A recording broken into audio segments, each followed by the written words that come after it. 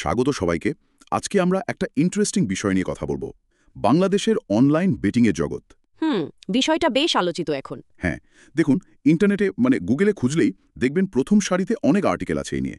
তো আমরা ভাবলাম ওইসব তথ্যের একটা সারসংক্ষেপ যদি এক জায়গায় করে দিই, তাহলে হয়তো শ্রোতাদের সবগুলো আর্টিকেল পড়ার কষ্টটা করতে হবে না। ঠিক, আর সেজন্য আমরা betplace.us এর মতো কিছু রিসোর্স আরও অন্যান্য অনলাইন লেখালেখি ঘেটেছি।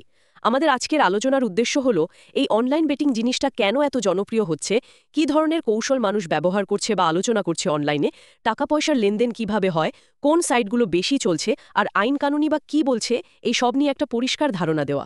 একদম। আর হ্যাঁ, আমরা কিন্তু বর্ণনায় ডেসক্রিপশনে সেরা কিছু বেটিং সাইটের একটা তালিকা দিয়ে দিয়েছি, betplace.us এবং অন্যান্য জায়গা থেকে পাওয়া তথ্যের ভিত্তিতে। আরও বিস্তারিত জানতে চাইলে ওই লিঙ্কগুলো দেখতে পারেন। অবশ্যই। আচ্ছা, তাহলে শুরু করি এর জনপ্রিয়তা দিয়ে।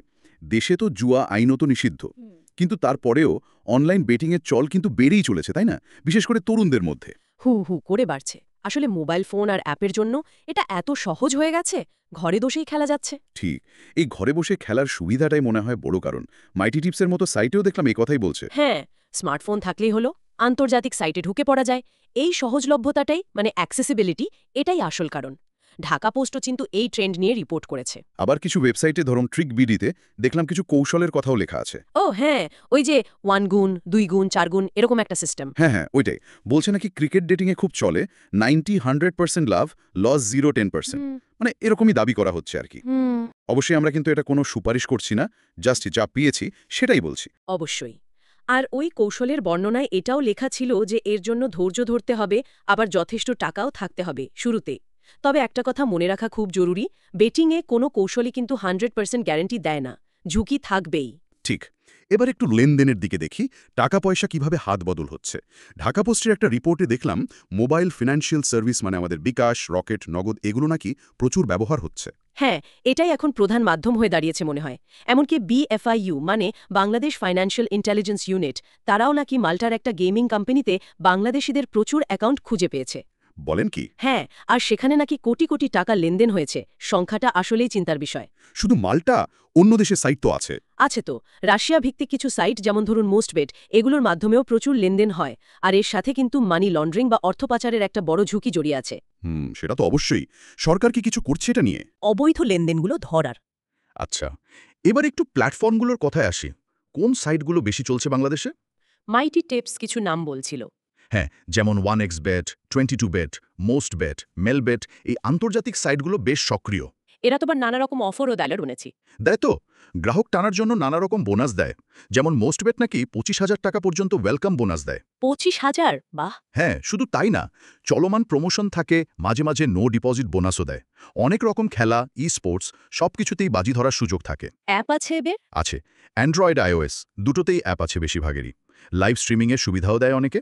আর পেমেন্টের জন্য মোবাইল ব্যাংকিং তো আছেই, সাথে ব্যাংক ট্রান্সফার, এমনকি ক্রিপ্টোকারেন্সিও ব্যবহার করা যায় কিছু ক্ষেত্রে।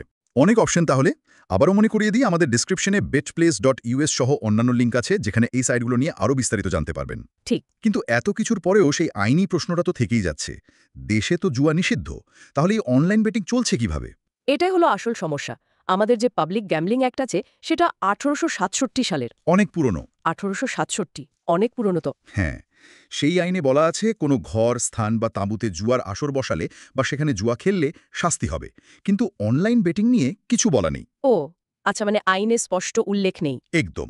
আবার ধরুন আইসিটি আইন, যেটা 2006 সালের, সেখানেও সরাসরি অনলাইন জুয়ার কথা বলা নেই। তবে হ্যাঁ, যদি অর্থ পাচারের বিষয় আসে, তখন হয়তো এই আইনের কিছু ধারা ব্যবহার করা যেতে পারে। কিন্তু সরাসরি বেটিং বা জুয়া নিয়ে আইনি একটা ধোঁয়াশা রয়ে গেছে। আর এই ধোঁয়াশার সুযোগেই কি আন্তর্জাতিক প্ল্যাটফর্মগুলো চলছে? সেটাই মনে হচ্ছে। আর সম্প্রতি একটা খবর দেখলাম দ্য ডেইলি স্টারে, সেলিব্রিটিদের দিয়ে এসব বেটিং সাইটের বিজ্ঞাপন দেওয়ানো হচ্ছিল, সেটা বন্ধ করার জন্য হাইকোর্টে রিটও হয়েছে। তার বিষয়টা এখন আইনি আলোচনার মধ্যেও আসছে। আচ্ছা, আন্তর্জাতিকভাবে তো রেসপন্সিবল গেমিং বা দায়িত্বশীল জুয়ার একটা ধারণা আছে, তাই না? আসক্তি ঠেকানোর জন্য। হ্যাঁ, এটা খুব গুরুত্বপূর্ণ একটা বিষয়। নিজের খেলার সীমা ঠিক করা, প্রয়োজনে নিজেকে কিছুদিনের জন্য বা একেবারেই নিষিদ্ধ করা সাইটগুলো থেকে, এরম সব ব্যবস্থা। বাংলাদেশে এটার অবস্থা কি? মাইটি টিপসের মতে বাংলাদেশে এই বিষয়ে সচেতনতা বা সাহায্য করার মতো সংস্থা খুব বেশি নেই। কিছু হেল্পলাইনের নাম শোনা যায়, যেমন মুক্তি, ড্রাগ হেল্পলাইন বা প্রমিসেস বিডি, কিন্তু এর ব্যাপকতা বেশ কম। বুঝতে পারছি। তাহলে সব মিলিয়ে যা দাঁড়ালো, অনলাইন বেটিং একদিকে যেমন খুব সহজে পাওয়া যাচ্ছে, নানা রকম কৌশলের কথা শোনা যাচ্ছে যা মানুষকে টানছে। হ্যাঁ, অন্যদিকে এর সাথে জড়িয়ে আছে বিরাট আর্থিক ঝুঁকি, টাকা পাচারের ভয় আর আইন নিয়েও বিরাট একটা প্রশ্ন। অন্যদিকে মারাত্মক ঝুঁকি, আবার তার বিপরীতে এর তুমুল জনপ্রিয়তা। সব মিলিয়ে বাংলাদেশে অনলাইন বেটিংয়ের ভবিষ্যৎটা ঠিক কোন দিকে যাবে, বা এর নিয়ন্ত্রণটা কেমন হওয়া উচিত? এটা আসলে একটা বড় প্রশ্ন। এটা নিয়েই ভাবা যাক।